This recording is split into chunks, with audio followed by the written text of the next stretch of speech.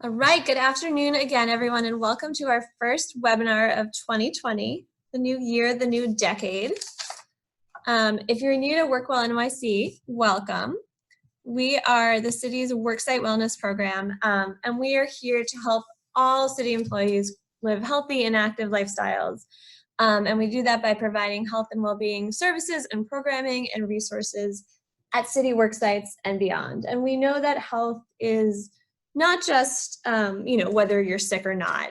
There's so much more to health, which we're going to talk a lot about today. It's physical, it's mental, it's emotional, and we want to be here for you to help you work on whatever part of your health you decide is important to you when it is.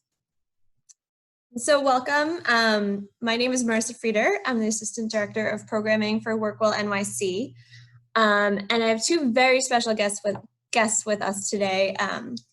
We're going to do something a little different. If you've joined some of our previous webinars, we usually have, some kind of subject matter expert who's going to talk about the topic at hand. But goal setting and resolutions are very personal, and I feel like we all got to just do it. And no one is a better expert on us than ourselves when it comes to setting goals and sticking to them. So I have finagled two of my colleagues from here at OLR who are going to sit with us today and kind of talk about their goals and their resolutions, and we're going to work through it all together. So welcome, Carrie, and welcome, Dan. Thanks for being here with us today. Thank you for having us. Hopefully this will help us, this meeting part of this will help us get to our resolutions a little bit better this year. Yeah. That's true. Now that I'm going to know what your resolutions are, and I know where you sit, I can come check up on you. The pros and cons of thanks for making me think about resolutions, because the year came around and I did not think about resolutions. I know. It's crazy. It's a new year. It's a new decade. I feel like this time of year, everyone is always talking about renewal and how I want to do things different. And a lot of times, it's like a refresh. And so let's channel that momentum that we have, or help bring it to the surface if we don't have it just yet. And we're going to talk about how we can take advantage of that momentum and set some health goals for the year to come. So today we're going to talk about New Year's resolutions, right? Why we make them, why they sometimes don't work. And we're going to talk about all the different dimensions of well-being and think about health and wellness in a more holistic way. And we're going to talk about how to set ourselves up for success and create some goals and identify support systems that can help us stay on track. But first, before we get into all that, I want to hear from you all. And so we're going to do a few quick polls. So momentarily, you should see a poll come up on your screen. It is anonymous, so be honest. Did you make a New Year's resolution in 2019?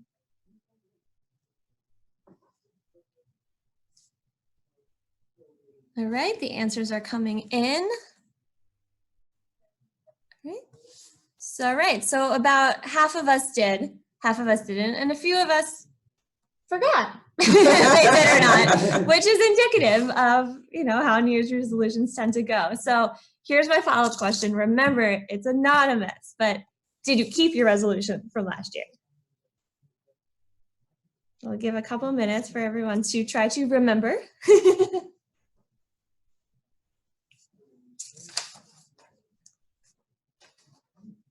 All right. All right, so 7% of people said they kept their goals, kept their resolutions, and 23 of us said somewhat. So maybe you kept one, but you failed at the other two, or you made some progress, but you weren't where you thought you would be. So it's totally normal. If you set resolutions, you haven't achieved it, you're definitely not alone. According to US World News Report, almost 80% of people don't achieve their resolutions, and most of them give up by February. So why is that? So a lot of times we don't take the time to plan in a way that will set ourselves up for success. People tend to make resolutions that can be too vague or too restrictive or too daunting. But we want to make resolutions to try to move ourselves closer to what we feel is our ideal version of ourselves. So we're going to talk about how we can do that in a realistic way, how we set realistic resolutions. But before we do that, let's let's step back and talk about what well-being really means. And I am definitely one of the people who has not kept their resolution in the past. I think last year and many other years, my resolution has been to exercise more often and more regularly, whether that's going to the gym in some other form. And maybe I could say I somewhat kept to it, but I often fall short of the goal that I set, and I think it's just time is always the biggest issue. We're all busy with work, with family, with other obligations, and that can get in the way. So it is another one of my resolutions this year, and hopefully I'll stick to it better, but I probably shouldn't expect that I will do exactly as much as I want to do. Well, yeah, no, you're one step ahead of me because I don't know what year I just stopped making resolutions because it just sets myself up for disappointment, and so I just don't do it anymore. And I think it is important to reevaluate your life at certain periods of time, whether that's in the new year or not. But really, I was living life like day by day, sometimes every 12 hours and out hour. So there's no way I was thinking a year ahead or anything. So it is, I think, important to just even make a resolution, just to set aside a minute or two, which I didn't even do. So you're one step ahead of me.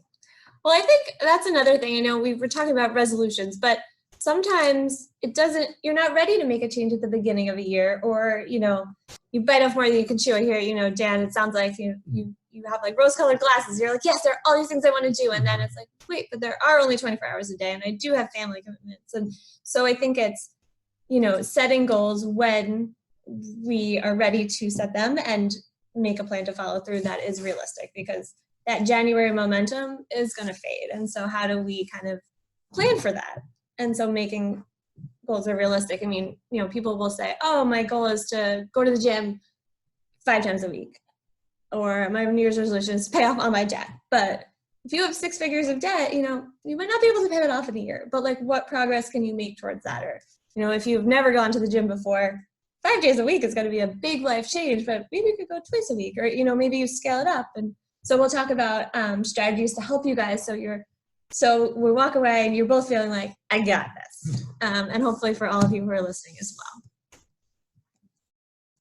So first, let's take a step back and just talk a little bit about well-being and what it really means. I think it'll be a good kind of place to set a shared understanding, and then we can kind of talk about what types of well-being goals we want to set for ourselves. So, and also some people say wellness, some people say well-being, whatever works for you.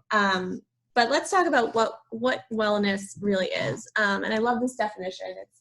Wellness is an active process of becoming aware of and making choices towards having a healthy and fulfilling life. It's more than being free from illness. It's a dynamic process of change and growth. And so it's not something that starts on January 1st and ends on December 31st of the next year. It's something that we're all always working on.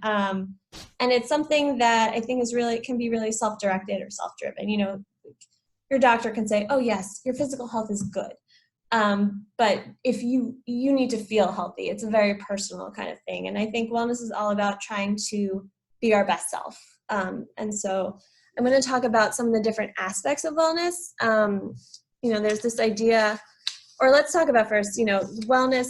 There are many aspects of wellness, but I love this orientation that it's kind of wellness affects who you are, and it's shaped by who you are. It's affected by what you do, how you live your life. So it's your day-to-day, it's your mind, your body, your spirit, it's the people around you. And so there are 8 different dimensions of wellness. People will talk about this wellness wheel of these 8 dimensions. And typically when we talk about setting a goal or a resolution, they tend to fall into one of these categories. And I think, a wheel, it's a circle. I like to think of it as like a pie, like just like there's 24 hours in a day and you have to break up that pie. These 8 dimensions have to fit in your 24 hours. And so sometimes, you might swing towards focusing on one more than another. If you decide you're going to go back to school, you're really putting a lot into your intellectual growth, and maybe you don't have as much time to go to the gym. I know quite a few people on our team who face that, but maybe once you're done, things will shift back. Can I add something? Yes, please. I love this wheel. It's very colorful, and it does represent in these circles that are separate, but I sometimes think of it as more like Venn diagrams. They're like 8 circles that overlap, and they're things that are financial, occupational, social, you can all do together, social, physical, emotional, and oftentimes it's not one or the other. It's like all, you know, if there is one thing that would, you know, encompass all 8, that would be great because it'll be a time saver, but oftentimes we do a couple of things, but we don't have to do like all 8 things separately because they are connected. Yeah, and especially, you know, I think almost all these things affect your emotional well-being. You know, I think one thing that, you know, really any aspect, but I know a lot of people who the benefit they get from, you know, the physical well-being from exercising more is really more emotional rather than, you know, making them physically feel better. That makes them feel mentally better. So I think, you know, focusing on something that you think can have benefits elsewhere also makes sense. Yeah, that's a great way to look at it. Yeah, and I think all these things are concentric. I know, you know, you can't separate your mind from your body. You can't take yourself out of the environment you live in. So yeah, I like that idea of, you know, getting the most bang for the buck with your goals. You're gonna have to think about that. Like true New Yorkers, we can't try to do one thing. We have to multitask. Multitasking and making it efficient. I like it.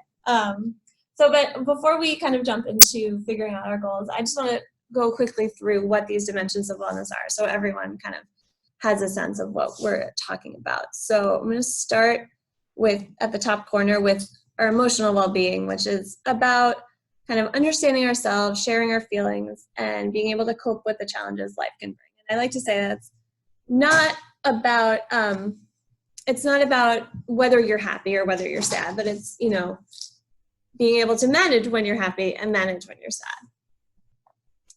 I think our physical well-being is one of the most common things we think about when we think about health. It's about taking care of your body and keeping it healthy now, but also doing things to keep your body healthy in the future, you know, trying to prevent disease later on in life.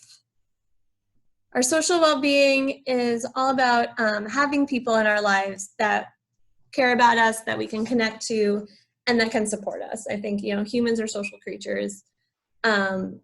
And I like to think about social well-being as not like, it's not about how many friends you have, but it's about, do you have people in your life that you can rely on, you know, when some of these other dimensions might go out of whack. And I think it's also about belonging and being part of a community, whether that's the community at your work site or the community at your church, you know, just feeling part of something.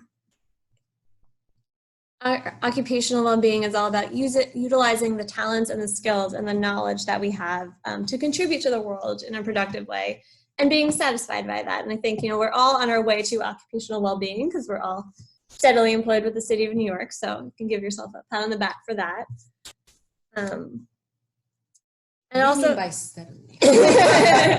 all right, right now. In this moment. In this moment, if you found your way to the webinar, I'm hoping you're employed by the City of New York. So we'll go with that. And with that employment, hopefully comes some financial well-being, which is about managing the resources you have, you know, what's coming in and making financial decisions that can help set you up for the future to weather kind of your short-term needs and preparing for unexpected needs and your long-term goals. I have to appreciate you bringing this up because there are certain aspects of this wheel that I am attracted to and do, but there are certain parts where I avoid because I don't want to look at it because it is horrible. It is a train wreck, and it is important to look at it, financial being one of them. And I think, Dan, you're going to talk more about that, but it is important to kind of just breathe and not. Sometimes it's scarier when you don't look at it. You know, or it's less scary when you actually look at it. Or maybe, I don't know, maybe it is scary, but at least you know, and sometimes I don't even want to know. So, and that's definitely another one that like affects your emotional well-being because if you're stressed about your finances, that's one of the most stressful things out there. So, you know, figuring out a way to make yourself feel better about your finances, even if it's something little that may not have that much of a long-term effect and makes you feel better about it, I think could be really helpful. Yeah, and I think I hear you, Carrie, on like, you know, thinking something stressful, so I just don't want to look at it. Right. But sometimes looking at it in the short term and having that anxiety to, when you think about it in the short term, can set you up better in the long term. And I know it's so hard. I am guilty of it myself. And we also have our environmental well-being, which is about the surroundings, where we are day to day. I think we're all shaped by where we live, the environment we work in. I know we just at OLR moved to a nicer office space. We've got natural light, and it just like makes such a difference. And it's also about, protecting the environment you live in and surrounding yourself with things that make you feel happy. And then another aspect of the wheel is spiritual well-being. And I think a lot of times people think about spirituality and they think about religion, but it doesn't have to be about religion. It's just about kind of understanding yourself and what you value and doing things that are consistent with your beliefs and values in your community, privately, however that works for you. And the last aspect of the wheel is about intellectual growth, and it's about learning new things, keeping your brain active, and just always being curious. It's really good for your brain to learn new things, and just keep your mind busy with puzzles or crafts, whatever it is that makes you happy. So hopefully, Carrie, Dan, I gave you a little overview of the different aspects of wellness that are possibilities to work on this year. And so now I'd love to hear from you. What area of wellness do you think you might want to focus on in the year ahead? What you'd like to accomplish this year? And I will say a lot of times I think people set themselves up for failure by trying to do too many things. So I would encourage you to kind of maybe focus on one or two, but maybe to Dan's point, focusing on one that gives you a little more bang for the buck could be good. Well, this will show you where I'm attracted to, the areas of physical and social. I have a 4-year-old and a 10-month-old, and sometimes it's kind of isolating. I'm surrounded by people, and yet I am sometimes very lonely because I love my children, but I can't talk to them about my problems. Obviously, You can just not respond. That's true. Maybe that's better. I don't know. So the area of focus is basically at my home. There is no space. I just moved, and I realized every inch of space is either with toys, with beds, or with kitchen equipment, and there is no space for me. There's not even a desk for me. And not even a bed. So the area and time. So I want to focus on, can I carve out a period of time we set a realistic goal, maybe monthly, bi-monthly basis, where I can do something for me and hobbies, and which I've dropped off. I don't have hobbies anymore. I don't read. I don't do, the minutes that I have, I may scroll through my Facebook feed, and that's about it. So I want a hobby. It could be anything. I used to drum, but now I can't really commit to that kind of commitment. And so maybe opening up to any activity that I could fit in my schedule, whether it's during the lunch hour. And I was telling you guys earlier about, my colleague and I started looking for martial arts classes, Krav Maga classes. I want to try Brazilian Jiu-Jitsu, Capoeira, everything that is convenient. Actually, I don't care what it is. If it's convenient, at what time, if it's available, I'll take it. So that's it. If there's going to be a yoga class downstairs, close, great. Time, if I don't have any meeting conflicting, great. Let's just do it. Right. So 2020 for Carrie is the year of me. Yeah. Taking time for me. At least once a month. We'll make it real. I think we'll talk about that. If I do it 6 times a year, that would be an accomplishment.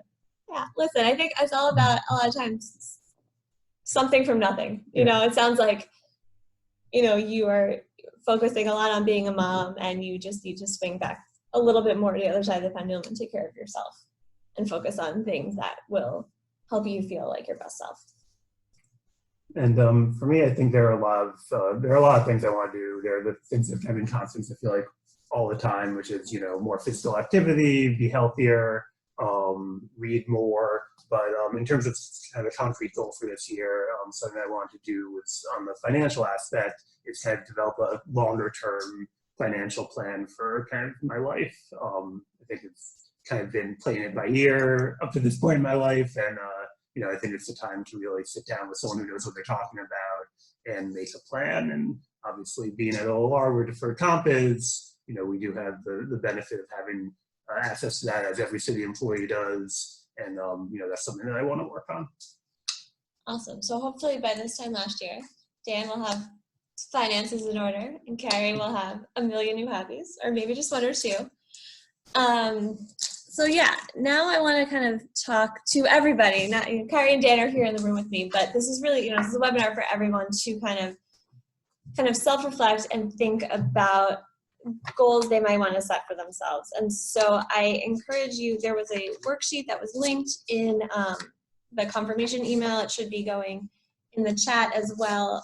But we're going to walk through some different aspects, and you might want to think about these things. We'll give you the worksheet later on as well, so you can fill it out. Or grab a piece of paper and take some notes as you go. But we're going to go through some different steps to setting goals that are smart. And these are goals you can work on for 2020 and beyond. So step one is setting your intention and thinking about what this goal is, how it might improve your well-being, how you'll feel if you do it, and just thinking about the big picture. And I think the big picture can be really helpful in reminding day to day why we want to do something. I think, I'm guilty of it myself. I'm like, oh, I want to eat healthier, but then it's like, no, right now I really just want to eat this piece of chocolate. And it's like, would me in a year have wanted me to eat that piece of chocolate? And I don't know. So I'm curious to hear. I think, Carrie, I'm hearing from you that this resolution will help you find more me time. But how will you feel? How I feel if you achieve it? I haven't done it yet. How do you I anticipate that it would.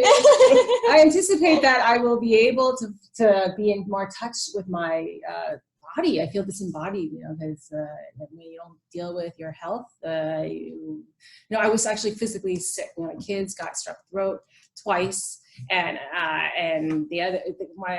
10-month-old was in the hospital because he was drinking some expired milk or something, or during the move, maybe the frozen milk did not thaw like it thawed, and then you froze. Anyways, too much information. So there's a period of time a few months ago where everything was happening at once. My health is like just bad, and I'm like, wait, I think there's something going on here. I realized I was overly stressed.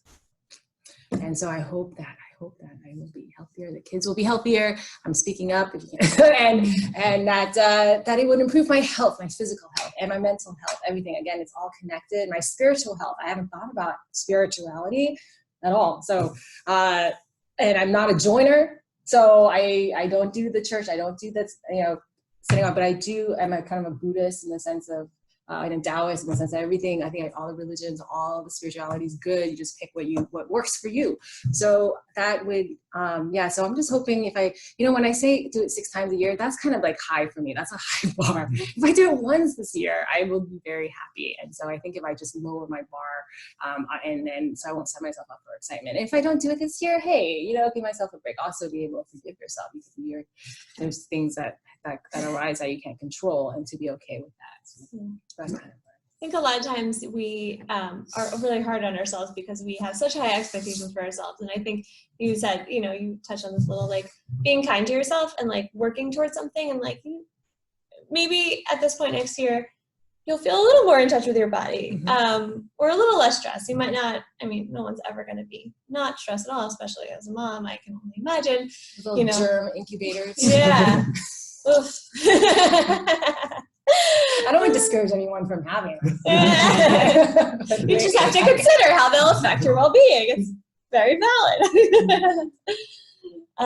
What about you, Dan? Well, I think that the main goal with some kind of financial plan would be to reduce both current stress and kind of future stress. So, I right now I don't have kids yet, and listening to Carrie, I should think about it. But I think that I probably will at some point, and doing some financial planning now can obviously help reduce any stress you might have in the future over your finances, especially when you have responsibilities and more expenses. So I think it's more about the future rather than right now, but it's something that I think can be helpful long term.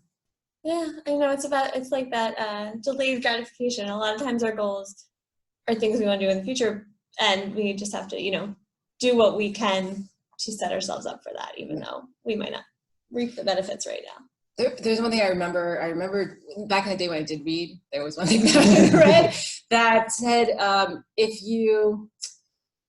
something about, you mentioned chocolate, and because sometimes the only time I get to eat, I eat whatever I can find, and now I'm pumping, so I crave buttermilk, and so I could eat a whole gallon of ice cream, and I have to stop myself from doing it. But to say like I will forever, eat healthy or just eat carrots, I can't do that. It makes something in me rebels against that, and then I'll go the other way and just eat the whole tub of ice cream. So what I do is what the person I was reading about was saying, like, say you're going to do it, just do it this time. Don't promise forever for yourself, because you're just putting a whole weight of forever on your shoulders. When you say like, not today, I won't do the ice cream today. Maybe tomorrow I'll eat the tub of ice cream, just not today. So that helps me. One step at a time. Yeah. One day at a time. Awesome. So we're going to move on to step 2 of our goal setting, which is where we're going to kind of get a little more nitty gritty. So yeah, so I'm not sure if people are familiar with the term about SMART goals, but goals are scientifically more likely to be achieved when they're SMART, when they're specific, they're measurable, they're achievable, they're relevant to you, and there's a time frame on them. And don't panic if your screen just went out, because we're doing some stuff on the back end. But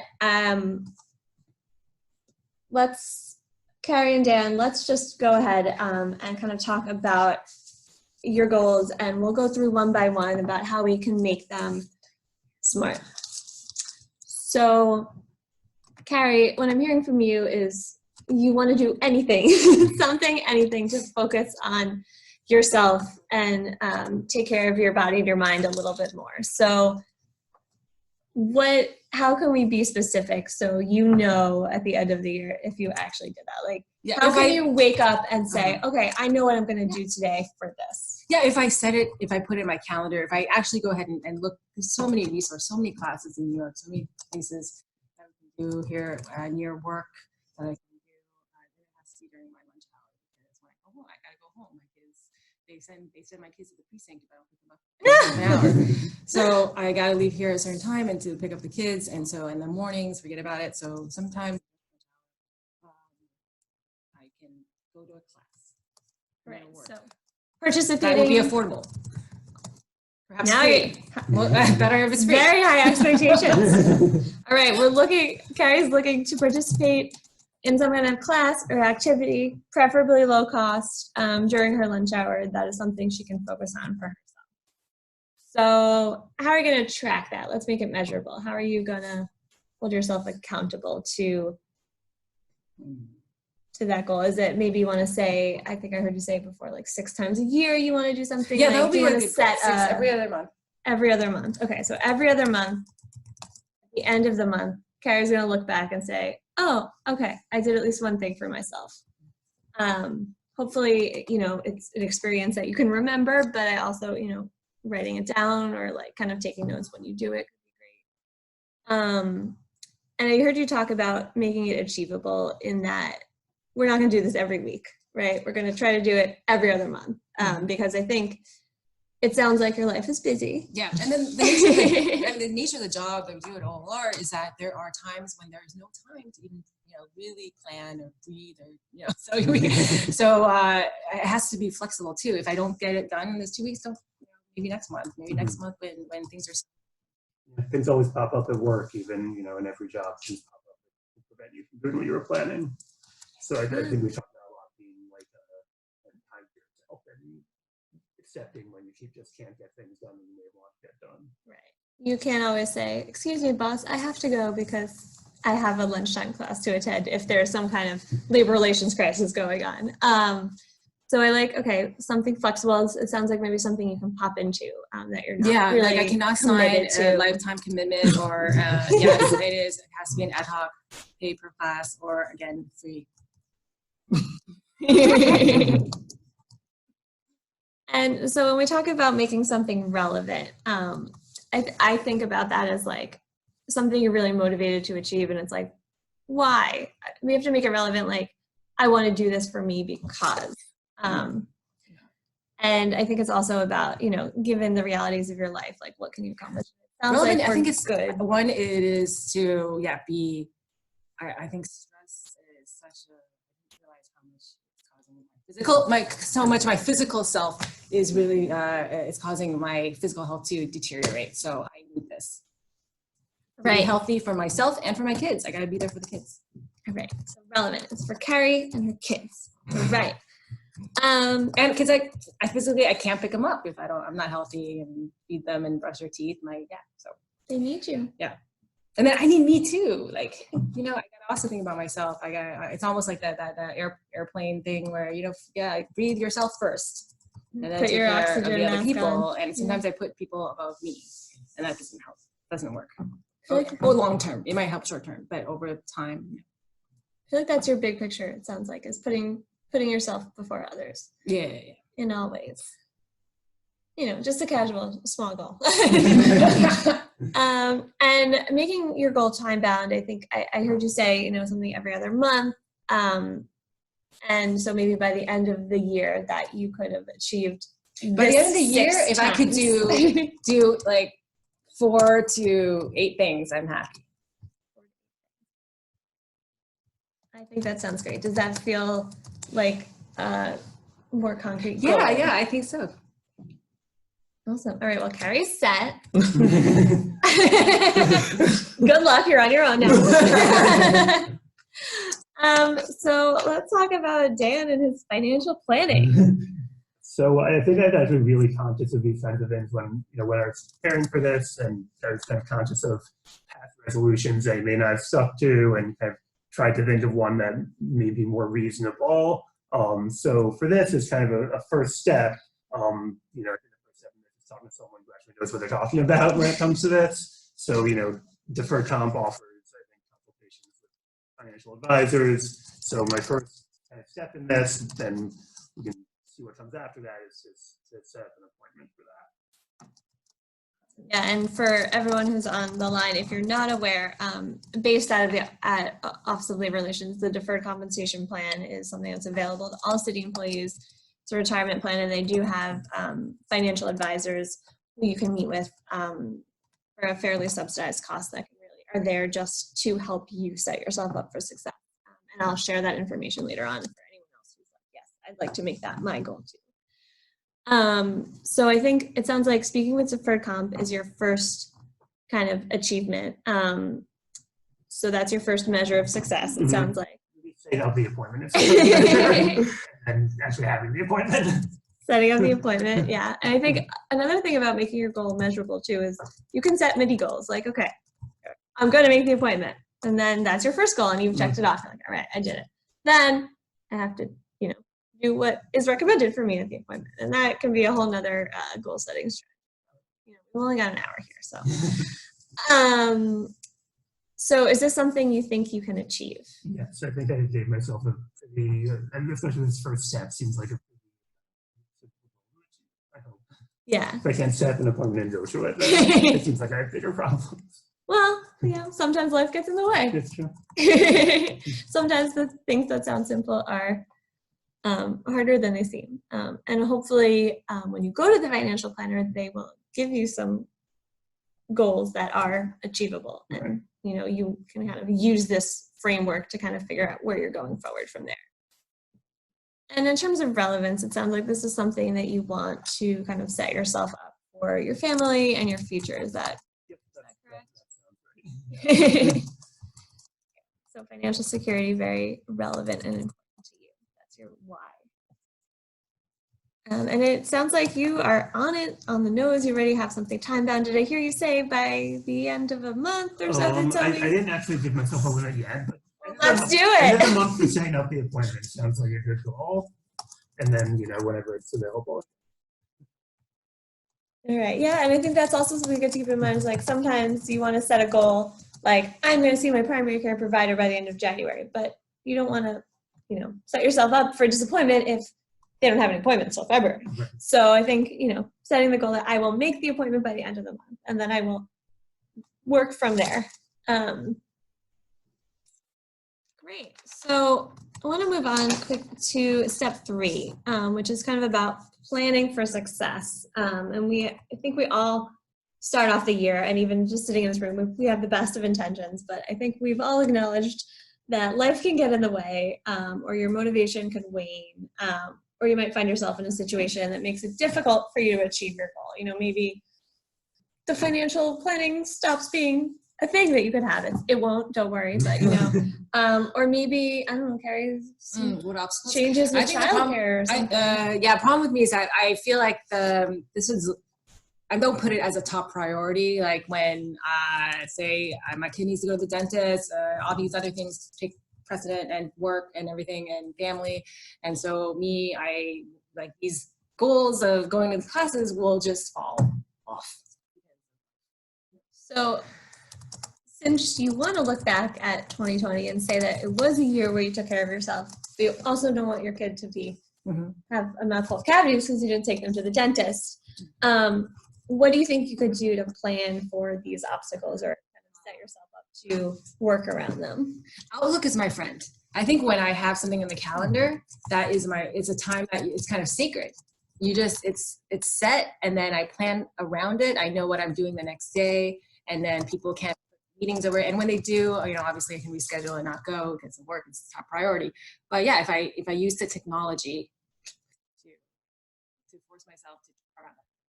Yeah, I think putting things on the calendar is a really good way of holding yourself accountable. Dan, any obstacles you foresee with your setting or your appointment, but also your financial planning goals in general? Well, I mean, you know, for work is always an obstacle with, you know, time that, like I was saying, work can get in the way. Something comes up, you know, there's some deadline that you need to meet, and, you know, you can't ignore your deadline, so you think of what can I get rid of, and, you know, whatever it is that you're thinking of doing, that we're talking about here is the first thing that comes up. So, you know, I think that's generally the biggest obstacle. And then, you know, there's also just, it's not so much an obstacle unless you make it one, but if you're stressed out generally, you just want to do something fun and not something that could give you anxiety, like thinking about your finances, or and you don't really enjoy like going to the gym. You may just say, I don't want to do that. I'd rather, you know, go home and watch a movie or go out to dinner with someone or something like that. I think that's the other kind of obstacle that often arises. And I think that, like Harry's saying, putting stuff in your calendar and really trying to hold yourself accountable by saying of that time and knowing this is the time when I'm going to do that can be helpful.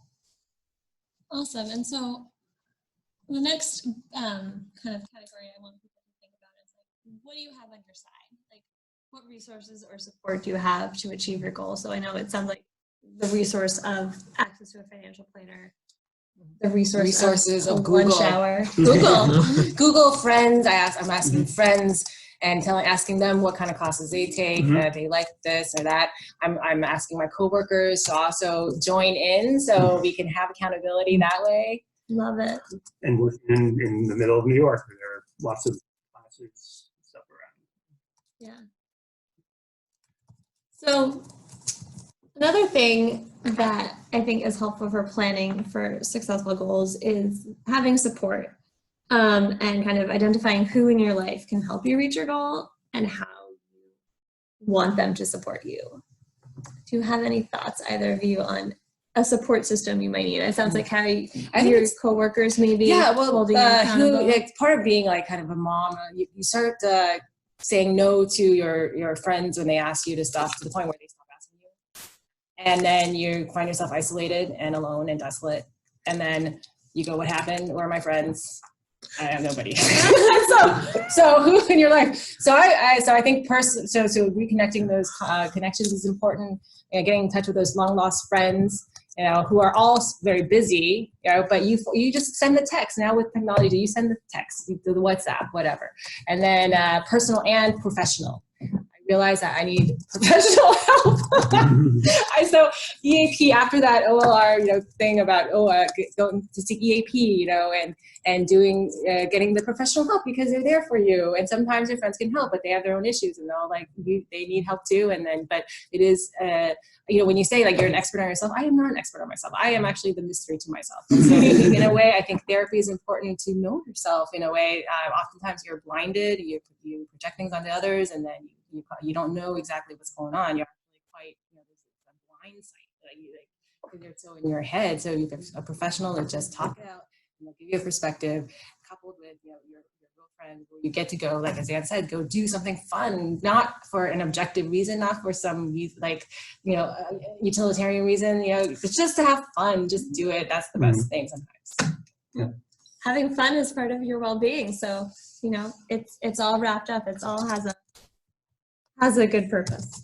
Yeah, and I think, Carrie talked about like looking for other sources and the normal ones of how things can help you, and whether that's, something through work like EAP or for compensation, or just, like there are communities online that people join that really people find helpful, or, really there are all these options out there. So thinking maybe a little bit wider about like who can help support you or what kind of community you could join that may help you, I think makes sense too.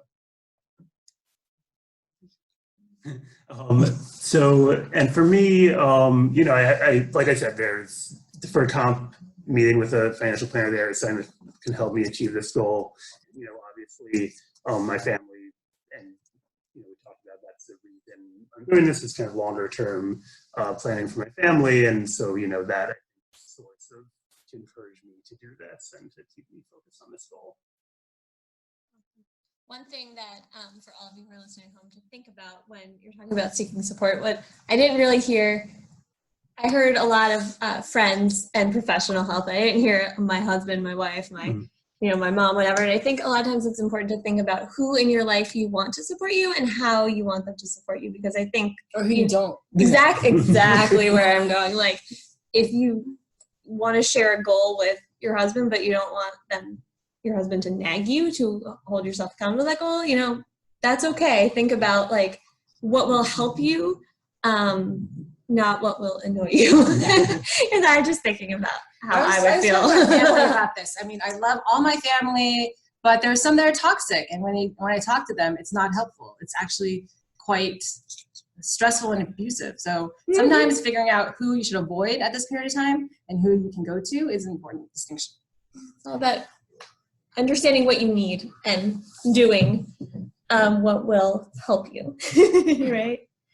And so the last question I want to ask you guys, and we talked about this a little bit, but just to remember and write down why you want to achieve this goal and what will motivate you if it seems like it's getting challenging. Yeah, I think for me, it's, like we said, to really set myself up for the future, me and my family, and avoid anxiety and stress about finances in the future. I think that for me, at least, one of the biggest obstacles to well-being is stress and anxiety. And I think anything I can do that can, like, not just right now, but longer term help prevent that is something that I want to do. So I know we've said it a couple of times, but I encourage you, to keep that front of mind and remember when, when you might not feel like going to see the financial planner, you'd rather go out to dinner, why you set this goal, why you want to make the change, and how you want to feel once you get there. I think, why do I want to achieve this goal? I think oftentimes I feel like parenthood, living is a series of chores. And then at the end of the day, like, what am I doing for? And then I was, one of these days, it started to snow, and I was late for work. I was late to my son's school, and guess what? Instead of rushing in, let's just take our time. And there's snow still on the car, and I said, let's have a snowball fight. And so so we just collected the ice from this, like, on the way to school. I mean, it was great, and I remember, like, this is why we do it. So reminding ourselves that not to rush through things, and that it's not all about dentist appointments and rushing. About enjoying it, and at the end of your life, that's what matters. Memories, not that you have to work on time. Sorry. I'm sorry, my boss, if you're listening, I do value attendance and punctuality. And my job.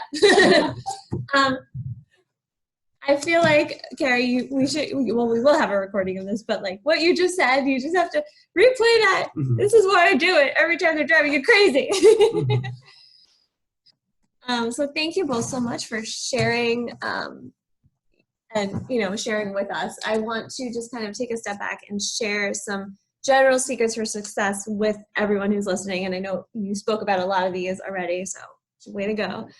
Some secrets for success, when you're trying to create habits, do whatever you can to make it the easy choice. Like give yourself visual reminders, like maybe open on your desktop the form that you need to fill out to request the DCP appointment, and don't close that browser tab until you've done it. Or if you're thinking about like working out, like take out your sneakers and put them in front of the door so you can't leave without them. I think, a lot of times behavior change is about outsmarting your mind, and finding ways to trick your mind into doing what you want it to do. And so making the healthier choice the easier one is always just something to think about. I always I heard Carrie say this too a little about, Outlook and calendaring. I think using technology to your advantage, let it make reminders, let it reserve holds on your calendar, let it make things automatic. If you, like Dan wants to, increase how much he's paying towards his student loans, make that an automatic payment. Don't put it on him to make that decision point every month. Like, should I increase my payment? No, just make it happen. Especially for those financial goals, I think that's really great. And tracking your progress. There's research has shown that you're more likely to stick to a goal or a plan if you write it down and kind of keep track of your progress. And it doesn't have to be writing. It could be kind of like keeping notes in your app, in your notes app on your phone, but just kind of keeping that front of mind in a different way. And then you'll know, like, am I on track? Have I done like 4 things for myself this year? Or is it October and I really got to get moving if I want to feel like I can accomplish that by the end of the year? We talked a lot about seeking support, professional, personal, family, friends, whatever works for you. And one thing that I want to close with is celebrating small wins, and kind of goes back to setting mini goals for yourself. So maybe, Dan, financial planner, says you should pay off $50,000 in debt. I don't think he has $50,000 in debt, but I'm just making a point, just an example. Maybe you do. I don't know. I don't want to make any assumptions. I went to law school, so no. Okay. All right. So, well, maybe you can. The number of digits. All right. 6 figures debt, probably. So, like, maybe we could reduce it to 5 figures. And, like, that's a major win, even if it's still a lot of money you owe to somebody, to Sally Mae.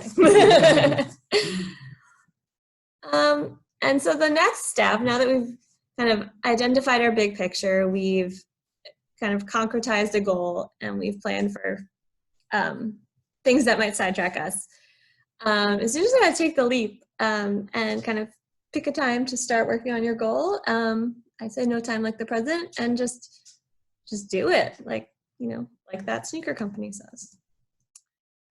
So to everyone who's listening, and to Carrie and Dan who are in the room with us, just some parting thoughts is that change is a journey. It's not always linear, so don't beat yourself up. Be kind to yourself if you take a step back, because you can then take a step forward. And if you take another step forward, you're already more ahead than you were. And I know we talked about this a lot, but remembering your why and what your big picture motivation is. And I really encourage everyone who's listening to take the worksheet that we're going to share and fill out the back section about why your goal matters to you, and kind of keep that handy for the times when you might feel discouraged or you don't want to do what you should do. And remember, there are 365 days in a year. Every day is a chance to start anew. It's a chance to save money. It's a chance to take care of yourself. So I want to ask Carrie and Dan, do you feel like you have what you need to take some small steps towards your big journeys? I think I do. I really appreciate you spending this time forcing me to think about myself. Yeah, same. I think that and it's just the, support system part we talked about. It's, just talking about it and having other people around who are aware of it makes, not just that they can remind you, but that you're more aware of it and that you need to do it. So I do think with the help of everyone that I can at least take this first step, which I think is a realistic goal for myself. I have faith you can take that first step. And hopefully further steps. Great. So I'm hoping we'll be back here same time next year, and you'll both have great news to report. Thank you both again for being so honest and open. they say whatever you're facing, hundreds or thousands of other people are facing it too. So thank you for sharing and being so transparent. And to everyone who's been listening along with us, I want to thank you so much for attending. And we really appreciate your feedback. So we will be sending out a link in the chat box as well as via email. And so stay tuned. We'll be sending out some additional resources and worksheets to help you. And yeah, so any parting thoughts? Thank you both so much for being here. Thank you all for listening. Thank you. Thank you for having us. I mean, I think somebody who really kind of avoids resolutions and kind of, thinks that it's not possible. I think if you break it down like this, it is possible. Just treat it like something that you have to do. Like you got to take the dentist, you got to go work on yourself as one of the main things. It's not a big deal. Well, it is. Yeah. And around each of the 8 dimensions, I just want to mention that the City of New York provides a tremendous amount of resources to the residents of the city, which includes you. And so shortly following this webinar, we'll be circulating a resource sheet about a variety of programs that the City of New York delivers to the city that you can take advantage of to help you with each of the 8 dimensions in some way. And we hope that we hear from you in the future to say, this was how, these things were helpful, or any other resources that you might have to help colleagues with their own goals and resolutions. Because we like to think of our community in a way that's really supportive and helpful to one another. So I hope you look to your neighbor or to the person on the other side that works from you and really figure out how you can help them to achieve their goals and their resolutions for the year ahead. Thank you. Thank you, Sakarve, for that insight, who was also our scribe during the SMART goal setting part of today's presentation. And yeah, email us. You can Instagram us. Let us know. Swing by, Carrie and Dan. Let us know how it's going. So I hope that this was helpful, logistically helpful, inspirational, in helping you kind of refocus and try to be your best self in 2020. And as Sakara said, Workwell NYC is here for you every step of the way. So thanks so much for joining us on your lunch hour. We hope you have a great afternoon and a great 2020.